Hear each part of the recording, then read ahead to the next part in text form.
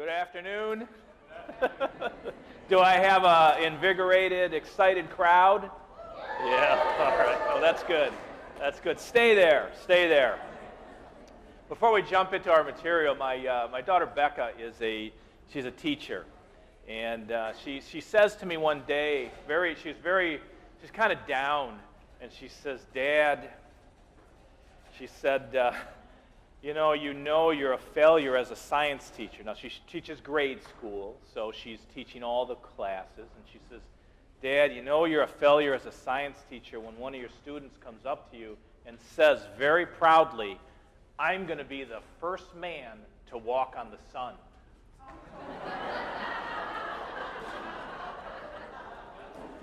So as any teacher would, she gave that look like,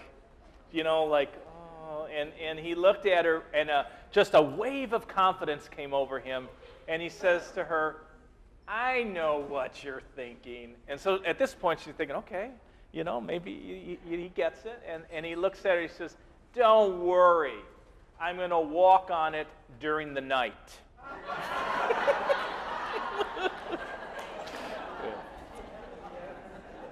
All right. So she's looking for a new job right now. No, okay, we're gonna look at our millennials now. So we had a chance to kind of anticipate this homeland generation. But let's take a moment. Our millennials are still in high school, and they're up until around 33 years old, 34 maybe, in that range there. Now younger millennials are going to look, I think, more like our homelanders than they do some of the older millennials. So just like old boomers look really different than younger boomers. So again, it's not just a cutoff date.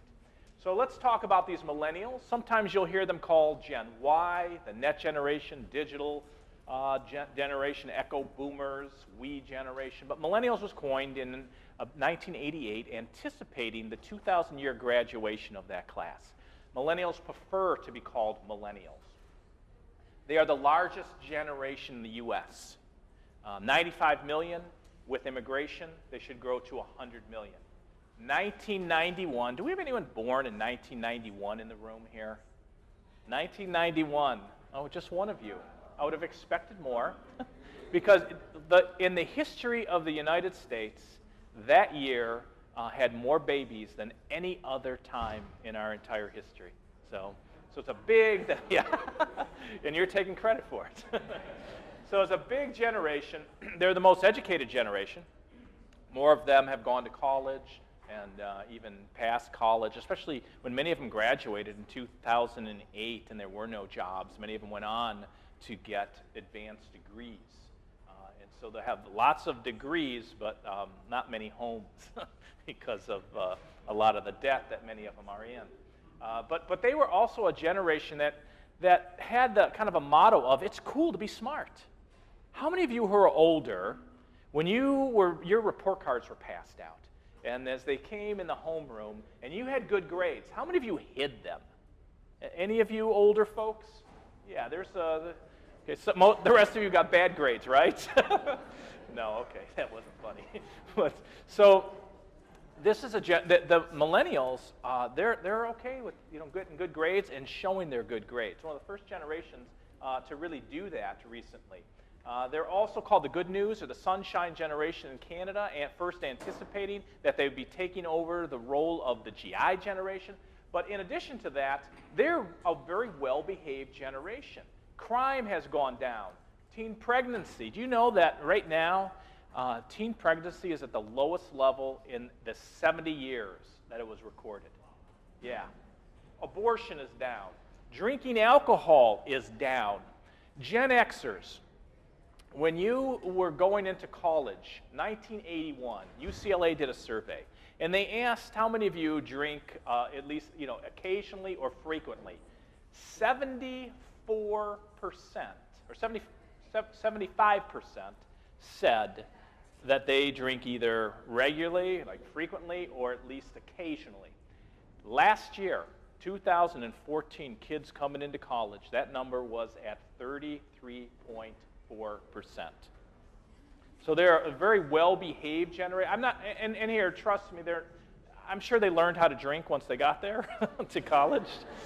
I'm not saying, but they party less. Their lives are very orchestrated and very organized, and they're pretty serious about life. Now, they get pretty anxious about things when things don't go right.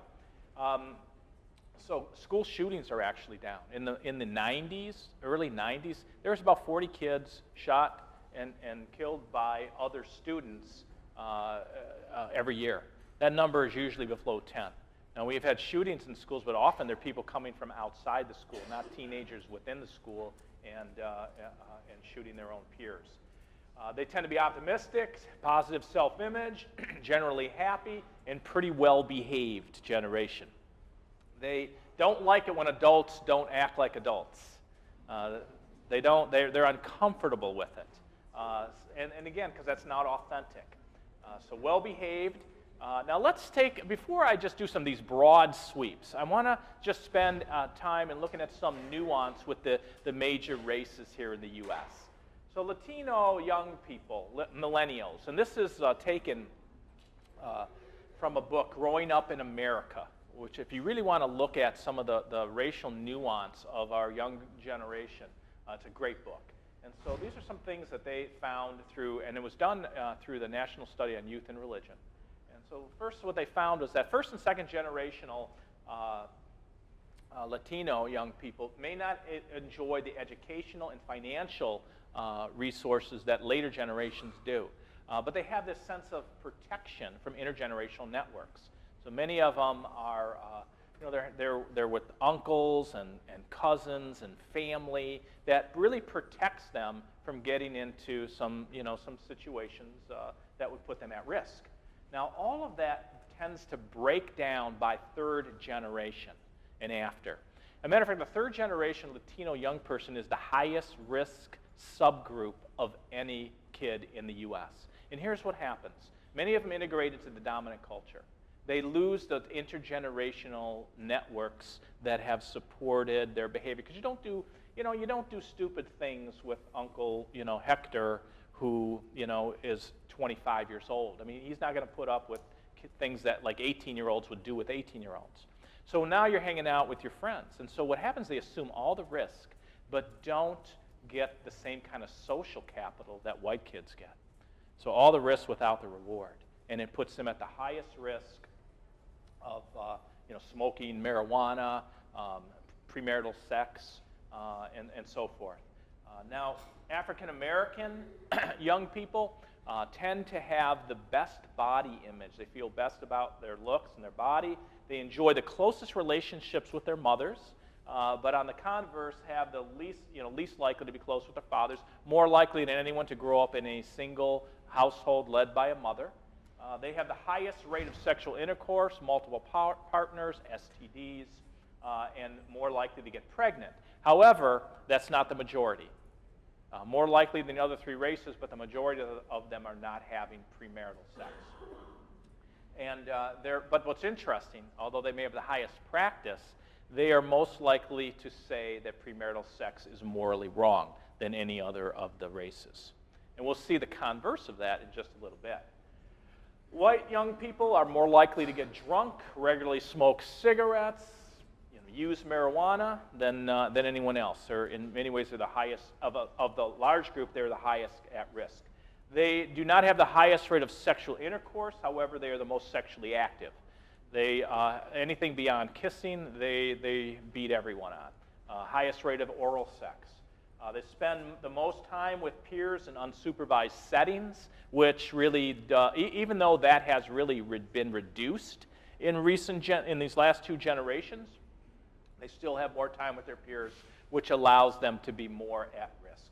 They feel most pressure to look perfect and achieve, and this is particularly acute among white females who suffer with the worst body image. Our Asian young people, least likely to engage in at-risk behaviors, least likely to come from divorced parents. Now, what's interesting here is they are most likely to see sexual intercourse as morally okay, but the least likely to engage in it, which is kind of the opposite of our African American young people. Now, that is because they're growing up in a very a culture that's very practical. And they have the least emotional attachment to their parents, but their parents parent them in a very practical way. Do these things, and you will be successful in life. And their parents have a strong influence. Even though Asian young people spend as much time with their peers as white young people do, they're less influenced by their peers. And so that whole sense of practical, don't do anything that's going to mess up your life, very enforced by their parents, keeps them at the lowest at risk than any other. And again, the least likely to come from divorced parents. So these are just some nuance. I think it's important that we spend a little time looking at some of the differences, that we don't put this into one big blanket. And I'm gonna keep moving here because now I want to get into some of the pastoral issues. And I'm going to do some contrasts now with generations or epistemologies. So you may find yourself on one side of the screen, and maybe some of you are younger on the other side of the screen. But in the end, it will help us understand each other, but we'll also come to some understanding, well, how do we do ministry with our younger generation? So many of you in this room, you inherited your faith in many ways. You grew up Catholic. It was almost an automatic. It was passed down to you. You went to church because, well, it was the right thing to do, just an automatic on Sundays. Because older generations tended to find meaning in their commitments, while younger generations do not commit unless they find meaning. It's a very different thing. And so if our older generations inherited their faith, our younger generations will choose their faith. They will choose whether they're going to go to church. They will choose whether they're going to be involved. And sometimes this is true of their parents, very, very much so. Now, to be fair to those of you who are older who may have inherited your faith, you too had choice. Your choice was just limited. Your choice was you can go to church or you can go to hell.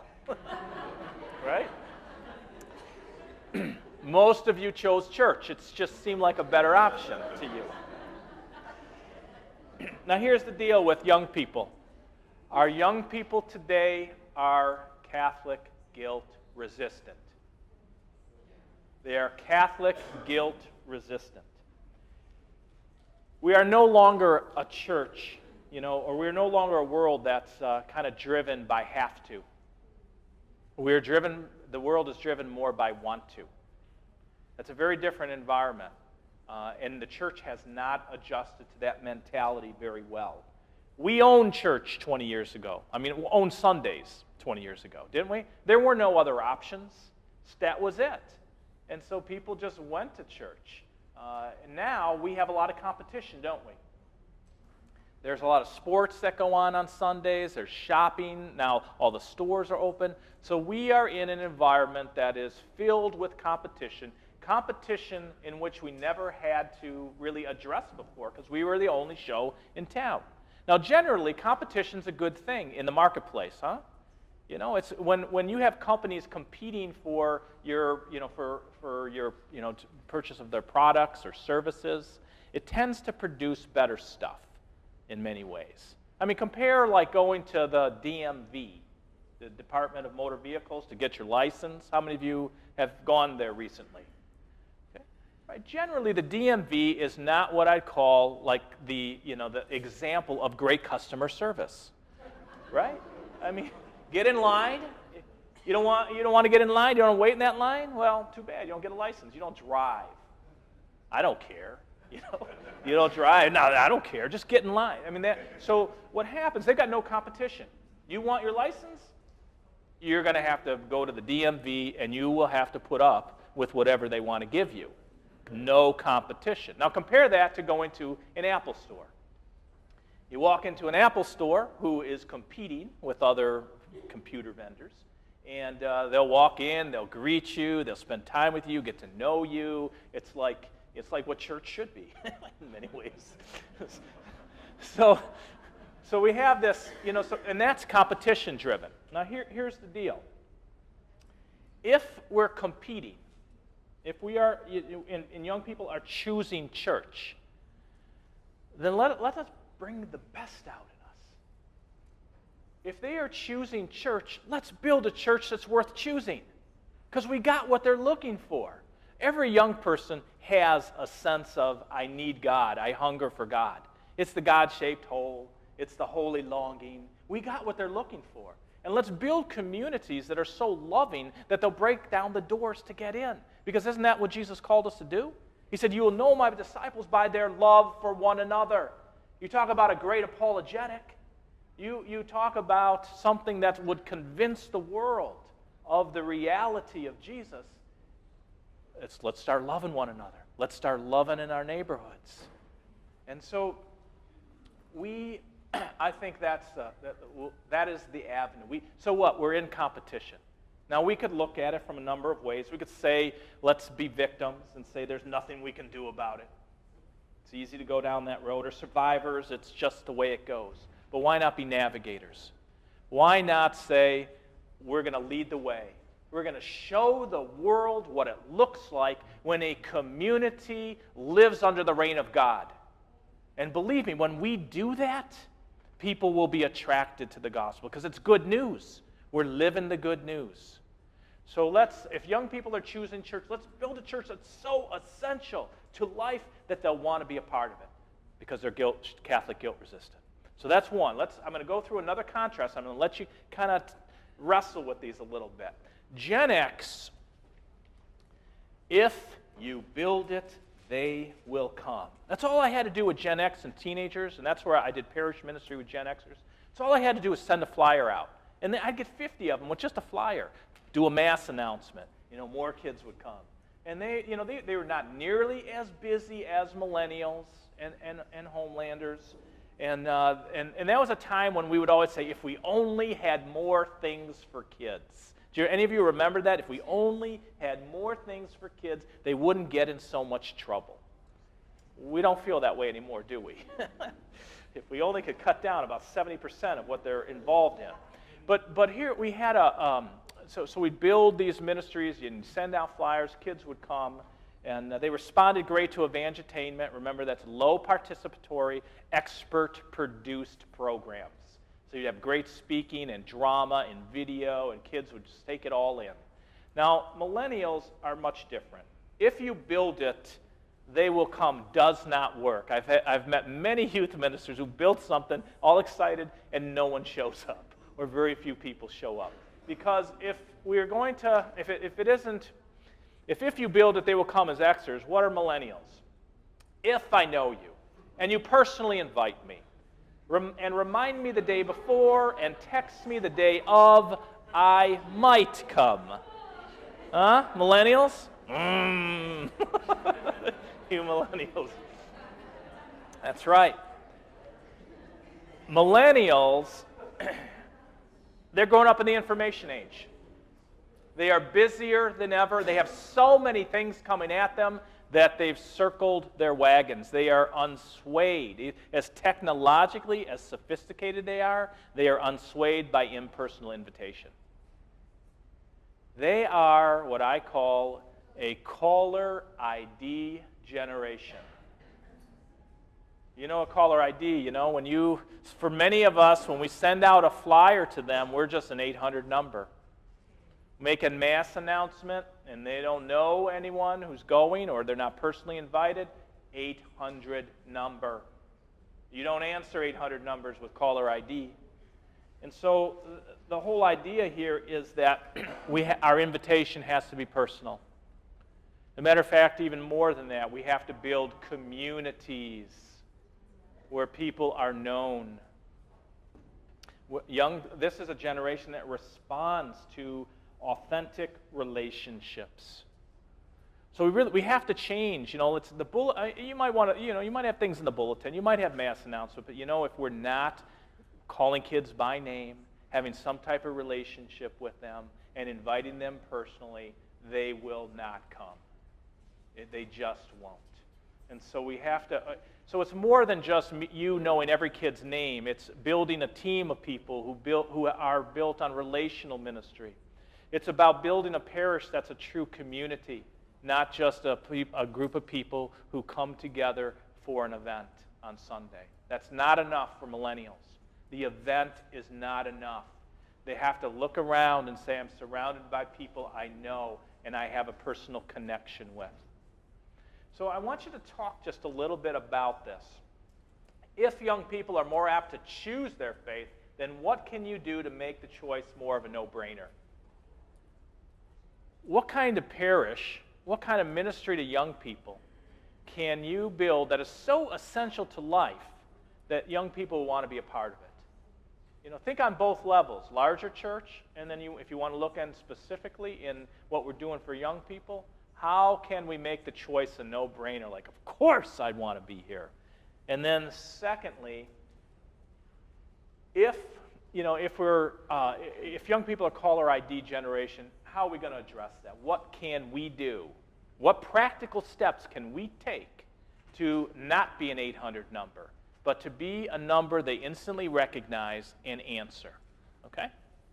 So I'll give you about 5, or a little more than 5, I'll give you about 7 to 10 minutes to untackle or to tackle or wrestle with those situations. Go to it.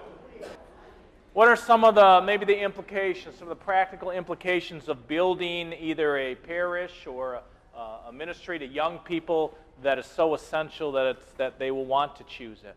Or how do we deal with a caller ID generation? How do we not become an 800 number? What's some practical implications of that? So maybe we could get a couple people to share, give us some of the great ideas that were coming forth from your tables. All right, we got someone here in the back. Here you go.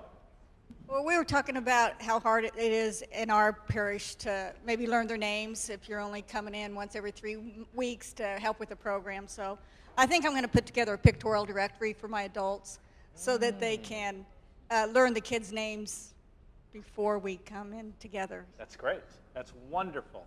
Wonderful. So you got a picture. Sometimes, like what we give out, we'll give out a profile, and it has, you know, their names, their birthdays, their sports they like, a little bit about their family, but it has a number of things that you could kind of collect and just go refer back to, so that when you see them again, or you see them at Mass, or wherever you see them, you're able to kind of follow up on conversations that maybe you had. Sometimes those things just start out with some basic information, like I'm trying out for the football team, and then the next time you meet them, you say, well, how'd that tryout go? I was praying for you. And it says, oh, I care about you, and I'm interested in you, and I remembered you. But then that person says, I didn't make the team. And then it moves into, oh, man, how you doing with that? Not so well. Now you just moved the relationship onto a deeper level from just, hey, I made contact, to I have a connection. Okay? It's great stuff. Something else in terms of either a caller ID or Catholic guilt-resistant generation. Hold on, we'll get that mic to you. Last year, our parish initiated, every grade was responsible for a Mass during PSR, because we'd have Mass once a month on Wednesdays. And so we started with the oldest grade first, obviously, because there was less prep time to get done. I have first grade, and so we had it toward the end of the season. But we did all parts of the Mass to make, it builds confidence in those kids that they're responsible for this, and you trust me to do this. And because I had first grade, they couldn't do altar servers, so I invited their siblings to give them the first invite to be an altar server. But we did all parts of the Mass. They were readers and petitions and bringing up the gifts and helping with the singing. Sure, yeah, that's great. Getting young people right involved. Excellent. Someone over here? Okay. Or we talked a lot about blending the communities between like public school and private school, but it just kind of occurred to me while I was listening to you guys talking, but hooking kids during those sacramental preps. So if we have something that you're coming for, confirmation, PSR, whatever, building that relationship there, and then following up with that. All right, so confirmation's over, but you still interacted with these adults for this amount of time, for this sacramental prep, and they're showing up to my games or my choir concert or whatever. So not just letting it end after you had this great sacramental prep, but like hooking them during that time and then following through with that with like personal interaction outside of church. It's great. Excellent. And then we also came up with, because several of the youth here went to Catholic school up until 8th grade and then went to public school, high school. Well, some of them realized that in the public school, high schools, a lot of the Protestant faiths will have prayer groups before school, you know, and so what keeps us from having priests or commission adult leaders to go and have prayer services or prayer groups in the public schools before Mass, because it's legal to do that, and our Protestant brothers and sisters are doing that, and they're catching those kids, and those kids are going to those churches. Well, we need to be in the public schools too, the Catholics do, and Sure. we haven't done that. All right. Great. Excellent. Another thing that might be helpful in terms of moving out of kind of anonymous, you go to church and you sit next to the same person each week, but you don't know their name. Anyone have that experience? Yeah. It's pretty common for us Catholics. What if, you know, before Mass starts, I think you probably, some parishes may do the, introduce yourself to the people around you, and which is a wonderful step. It kind of breaks, you kind of feel more comfortable after you do that too. But what about if we add this one little nuance? Instead of just introduce yourself, or say hello or greet, how about let's exchange our names, remember those names, and use those names at the sign of peace. And if we continue to build that kind of culture, that instead of just going to the person next to you and saying the Lord's peace be with you, but making it personal, calling them by name. And then also we start to call people by name as they're sitting next to us, because we remember their name, because we tend to sit in the same area. So what it does is it builds relationships, and if you're working with young people, sit close to their families. Sit close to the young people that you want to get to know, and then you don't become an 800 number any longer. Were you going to say something? And Our Lady Perpetual Hope, we try to break that kind of ice with the people, because the first question we ask them is like, you come because you want to, because your mom bring you here, and they all answer the same. My mom bring me here. That's good strategy. And does it break ice? Because I tell them, well, we all come the same way, but once we're in here, we don't really want to go, and we try to keep going and going, and we get involved with them doing active stuff. We think, as a youth guys, we think they need to be more active and participative than just being there hearing us. So that's our main goal. Try to make them more active in any situation, make more activities or plays or anything. Sure. So that's our main. Yeah. I love the fact that what you do is you kind of disarm them immediately.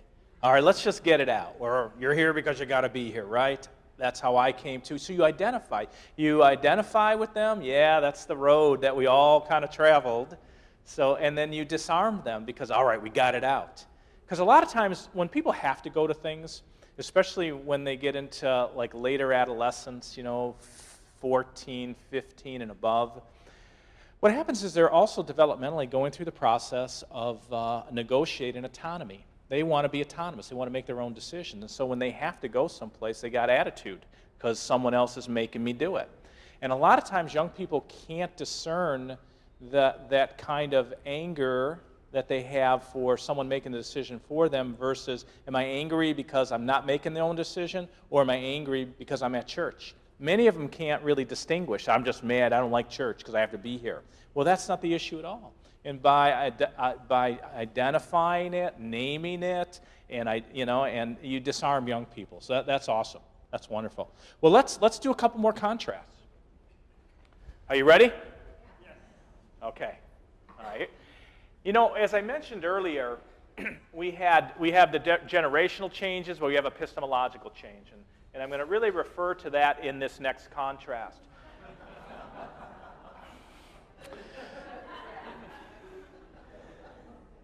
Those of us who are older, who have a little bit more of the modern mind that was more influenced by the Enlightenment, more influenced by Descartes, I think, therefore I am, we kind of led with the head. We wanted a cognitive faith, we wanted to understand the faith, And so we were very belief-oriented. We kind of had a propositional faith about the head knowledge of the faith, very rational, individual type of approach. When we went to Mass on Sunday, we went to Mass because the Eucharist was there. We weren't expecting any kind of emotional payoff. It was like, I go to Mass. It's the right thing to do. So there's it was the fact of Eucharist. Eucharist is there, no emotional payback. I don't like my pastor. I'm surrounded by hypocrites, but that ain't going to stop me from receiving the Eucharist. So that's because we're very we have a faith, and the faith was really, in many ways, it was in our head. There's the teachings of the church, even though they may not have looked so good, surrounding us in the concrete way. We had an abstract faith. Now that's very different for young people. They are not looking for you to tell them about God. They are asking us to give them an experience of God. They are much more postmodern. Postmoderns get their experience, they get their truth from experience. And their emotions are really key. If you haven't noticed, the currency in which young people exchange life in is authenticity. Authenticity is everything. It's emotional honesty. And so when they're looking to be engaged, I know a lot of people think, our young people, they're used to entertainment and they want to go to church and be entertained. They don't. They don't want to be entertained because that's not authentic. They don't want a comedian for a pastor, a talk show host, for a presider. They want someone who's going to be authentic church, but engage them where they could feel it. I feel it connecting to my life in the homily. I feel God's presence in the liturgy and the music and the celebration of the Eucharist. So emotional engagement is key with this generation. So it's very different. Here's the other thing about having epistemology that's much more about experience, is that our young people are hypersensitive to hypocrisy. Have you noticed that?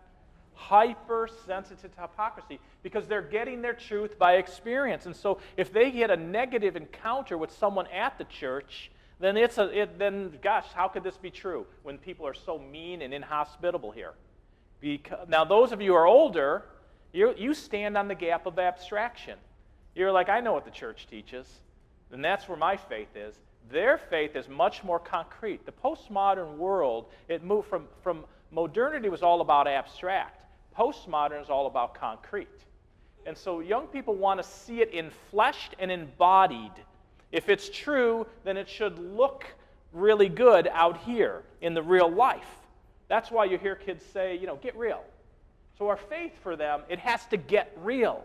It can't be just a set of propositions that nobody lives or doesn't impact their life. It has to be a set of propositions that are embodied in how we connect and we relate to one another. It has to be real. Now, young people, they like concrete. And that is why they are so attracted to service. You see, service is simply the gospel concretized. It's not just, I'm going to tell you what to believe. We're going to do it. We're going to express it. Also, if you've noticed, young people are attracted to story as opposed to simply the statement of, abstract statements. Why? Story is the concretizing of truth. It's the infleshing of truth. It's incarnational. They're hungering for an incarnational church.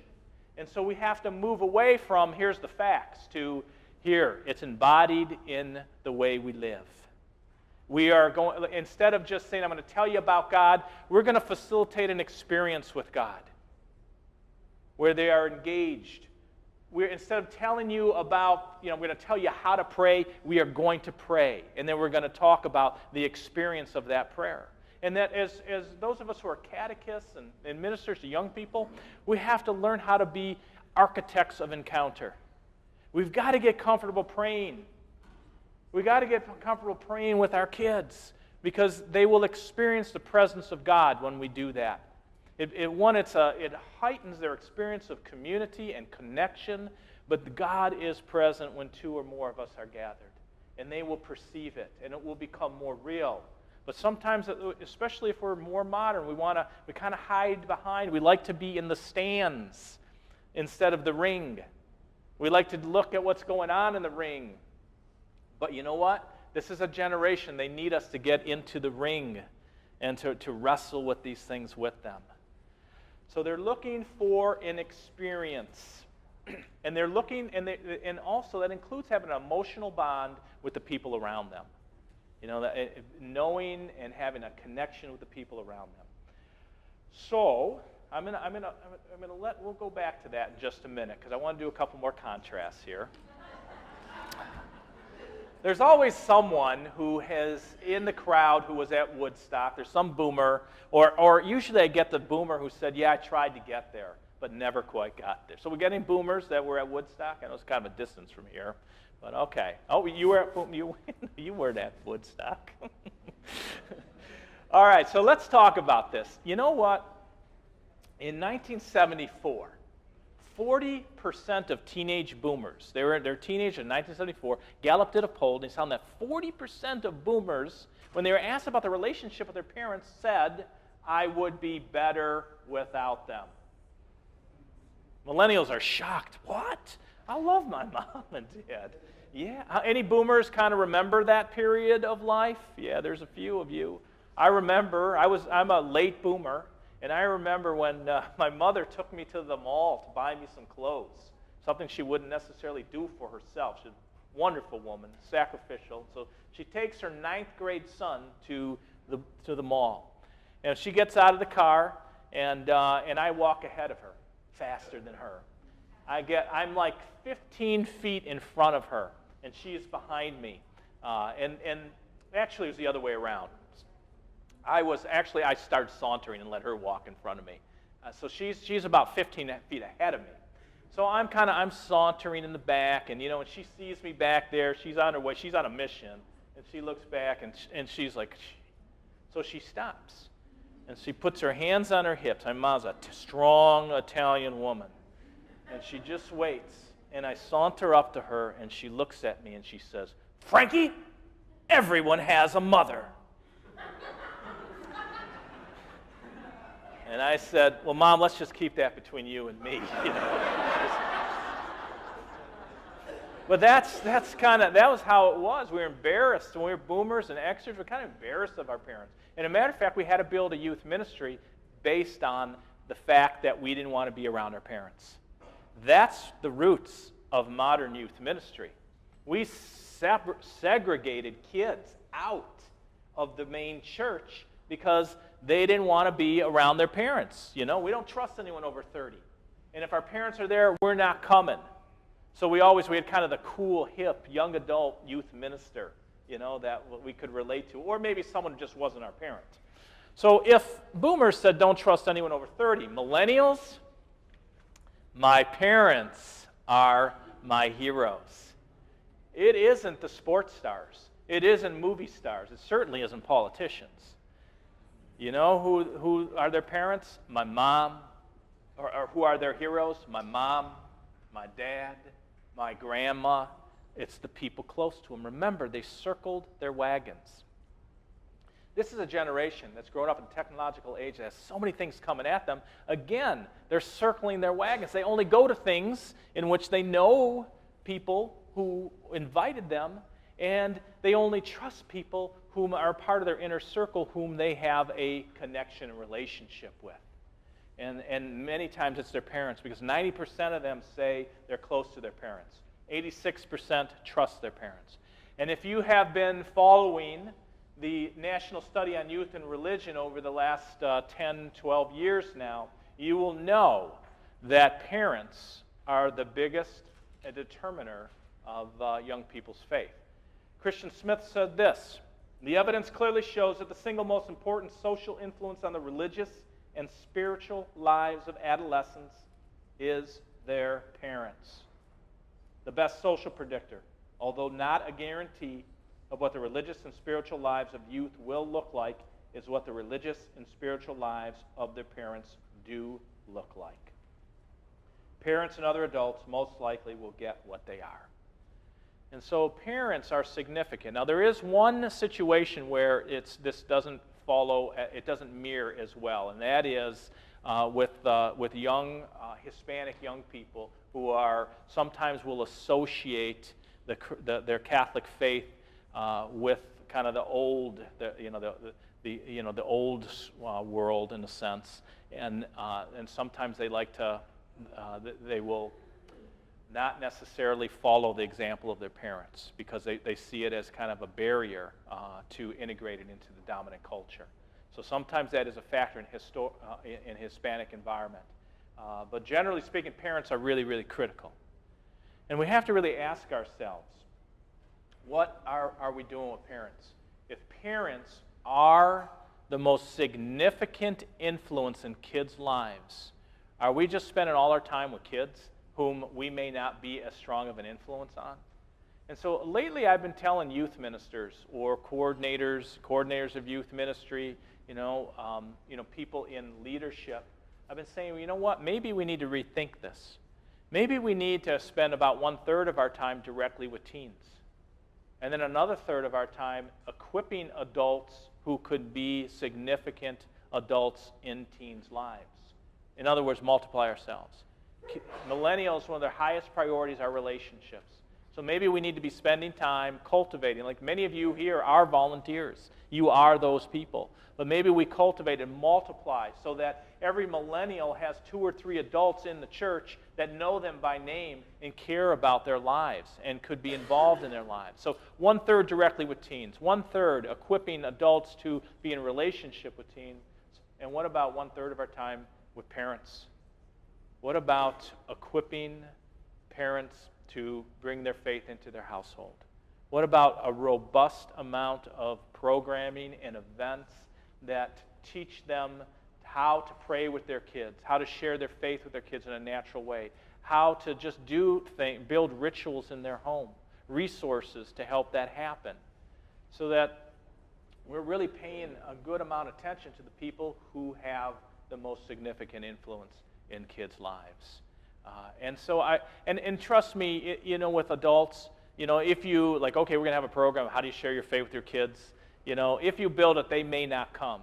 Here's the deal with parents. You got to build relationships with them too. Many of them are functioning as a caller ID generation too. And so this is a one-at-a-time operation.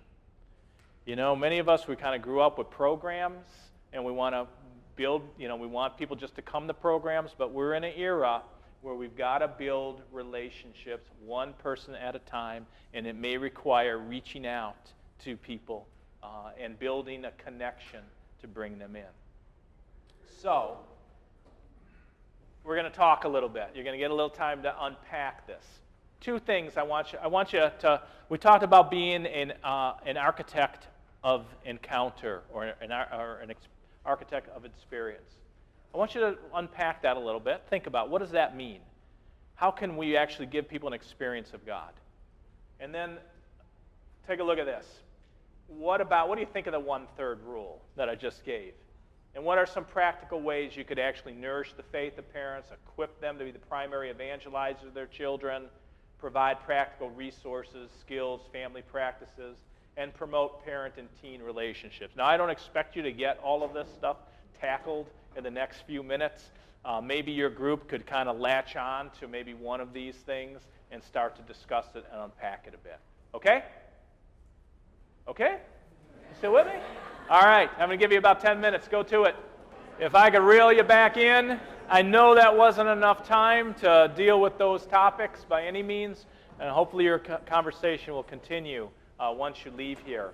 But I'd like to do a couple more, at least to offer a couple more ideas or contrasts here that I think it'd be good for us to be aware of. And so the first one is this. Many of us who are older, we kind of grew up where, well, God said it, or Father said it, or the church taught it, I believe it, that settles it. So many of us were in that era. We never questioned. It was like there was authority in the church. There was authority in the priesthood. When authorities told us something, we said, okay, that's the way it is. And many times we never asked anything about it. We just trusted in their authority. So if we grew up and saying that God said it or the church teaches it, I believe it, that settles it, what about our millennials? Our millennials are more So what? And who cares? Now, I don't mean that, millennials, I don't mean that in an apathetic way. What it means is, you better tell me what relevance this has with my life, because I have so much stuff coming at me that I need to know that this actually has some practical implications to my life. And again, it's the same thing. So much coming at them. You see, postmodern truth is practical. That's why you hear kids say, that works for me. They want a truth that works with real life because they connect on the messiness of life. Many of us who are older, we connect on what we should be. They connect on what is. They connect on messiness. That's why they are so capable of having community, because they're okay about being honest with the mess. And so they have a greater ability to be in community and have a desire for community. But what are the implications here? The implications for each one of us as we are catechists or ministers is that every time we go into giving a catechetical session, we may want to ask the question, so what and who cares? We might want to ask that question in the sense of, okay, this is what this has to do with your life. This is why you should care about it. This is the practical implications. Because not like us, many of them want to know why. Why does the church teach this? And for many of us, we were caught off guard. What do you mean, why? Oh, well, I never asked why. I mean, the church teaches it. But why? What's the value? Why are they asking us to do that? And many of us were just befuddled. And what we have to do is we have to open up the hood of God's teaching. And we have to let them see the engine, what's powering underneath it all. And we need to be able to communicate to young people that every time that God says no, it's because there's one big, emphatic yes behind it, a yes to life. Is that when God says no, it's always for two purposes, positive purposes. One, to protect you. Two, to provide for you. And we really need to illustrate how, what that means in a practical way. Because young people, again, they want practical truth that works with real life. And for many of us, we've just not been trained to do that. So ask, ask every time you go into to a gathering to teach, so what? Who cares? Answer it, and you'll have a dynamic catechetical session with your kids. Here's another contrast. I messed up or I screwed up. Oh, well, I'm just a teen. I could turn things around. For many of us who are older, we didn't look at messing up in high school as, a death sentence or, that it was somehow going to, completely ruin our lives. Maybe we got a bad grade or we didn't, we got in trouble at school. I mean, how many of you messed up in your adolescence besides me? I did. You know what? I got to tell you this. I hung around with a bad crowd in my high school, and I did not study a lot in high. It wasn't that I wasn't intelligent. I just didn't study. I hung around with a group that didn't study. I didn't study either, and so I wasn't so good at the English language. But I had a conversion experience in 17 years old at a retreat that completely and radically changed my life, where I met Jesus in such a powerful and profound way that I couldn't think of anything else but investing my entire life in sharing the same Jesus with others. But I wasn't, my schooling wasn't so good. And I remember I had this conversion. I was so enthusiastic. And so I started a new ministry after this retreat program to follow up so we could grow deeper in our faith. And I had 3 priests who were working with me, and they were really excited about it. They said, "We'll write a letter, and put our name on it." So I wrote the letter, and my wife, who wasn't my wife, she was just a friend at the time, and she said, "Well, let me look over that letter, make sure everything's good with that because you got those priests' name on it." And so she started to proofread it, and it had 52 grammatical and spelling errors on one page. Yeah. And I'm published. If that's as inspirational, if that inspires anyone to think if that guy could get published, anybody can. But here's the deal. I wasn't deterred by that. I knew that wasn't it. I knew I had a lot of life ahead of me. I could turn things around. God could transform my life. I could still dream great dreams, even though I had bad grades in high school and didn't know how to write. coherently or understandably. So I messed up. Oh, well, I'm a teen. I'll turn things around. That's what I grew up with and many Gen Xers grew up with. But millennials, I might mess up.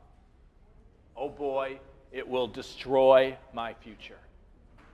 Many of them see both immediate and future consequences to every poor grade, to every, anything that might deter, anything that went wrong or they made a bad decision. It's going to detour my future in some way. I was saying this in Boise, Idaho, and there was one table that had adults and teenagers. And as I'm describing the pressures and the stresses that our young people are under, one of the girls turns to another and says, "He understands us. He's like Dr. Phil."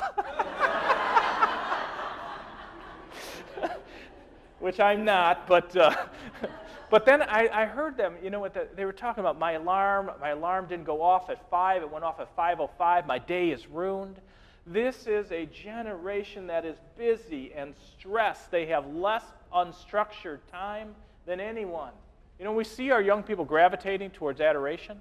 A part of it is, it's certainly a powerful devotion, but another part of it is I can be quiet and reflect and be in God's presence, something that I don't get to do.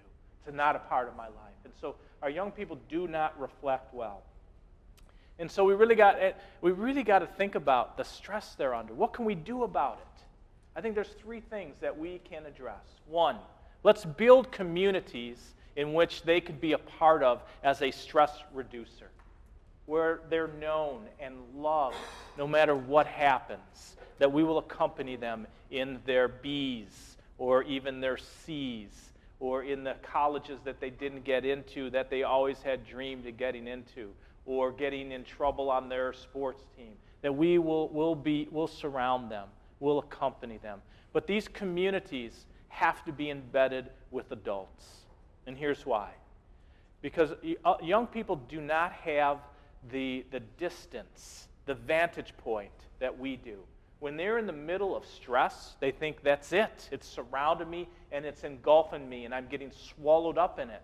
But you know that you could survive this. You know you went through periods of life like this, and you could assure them that there's more life and that God can do anything, that God is powerful and has a plan and a purpose for your life. You don't have to be concerned about that. I'm not saying don't study anymore, but what I'm saying is that God is still with you, and we could assure them of that. We could share our own stories. So community, embedded with adults who could give them the distance that they need to know that this is going to be okay, and introduce them, thirdly, to our contemplative practices. Our young people need quiet. They need to be in the presence of God. They need to be assured of God's love that happens in the depth of their soul as they enter into those deeper prayer forms, where they learn how to be silent before God, where they learn how to be in solitude with God, where they begin to distinguish the voice of God in their heart. And that's the only way you're going to get an identity that's going to survive in this environment. An identity of the beloved that you learn by being in the presence of the one who loves you. And so those are some areas, some ways I believe that we can address the stress that young people are under. And there are like 35%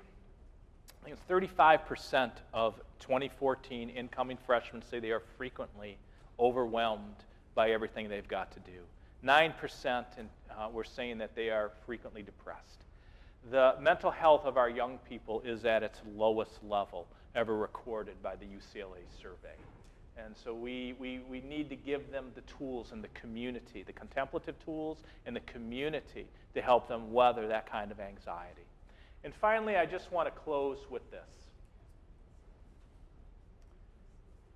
Where many of us, we see ourselves as catechists, maybe youth ministers. Maybe we should look at ourselves as matchmakers. Now, I don't know if you know this, but I'm a matchmaker. I was very excited because I had a friend coming over, and he was bringing his wife and his children. And I never met these children, and I was all excited to see these children because these two little kids were the product of my matchmaking. I don't have to go into details, but I've matchmaked one. I'm 100%, so I'll at this point. And I will be at a table offering matchmaking service. No, I won't. But here's my point, is that let's be matchmakers. Let's look at ourselves as people who matchmake our young people to Jesus. When you matchmake, you got to know both parties. You got to know Jesus, and you got to know the person you're matchmaking. And you're helping to bring an encounter together. You're introducing the two to each other. And so matchmake young people to Jesus. Secondly, let's matchmake them into the community. Help them feel like they're a part of the community. Help bond them into the community, where they are known and they have people who care about them. They feel like they're giving their gifts, or they're first discovering their gifts, giving their gifts in a meaningful way. They feel completely a part of our community. And in the process of all of that, maybe we could help matchmake our young people to their vocation. In even a broader sense, in the sense that, help them discover that gifting, discover who God called them to be, and be able to pursue it because we've named it, we've identified it, because we know them that well. When young people meet Jesus, they're embedded in a real, meaningful way in the community, and they are on the process of discovering what God has called them to be.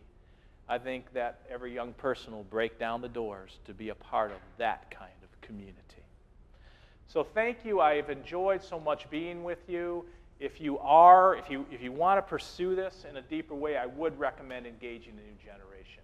It will help unpack the details of this in a much greater way than I'm able to do.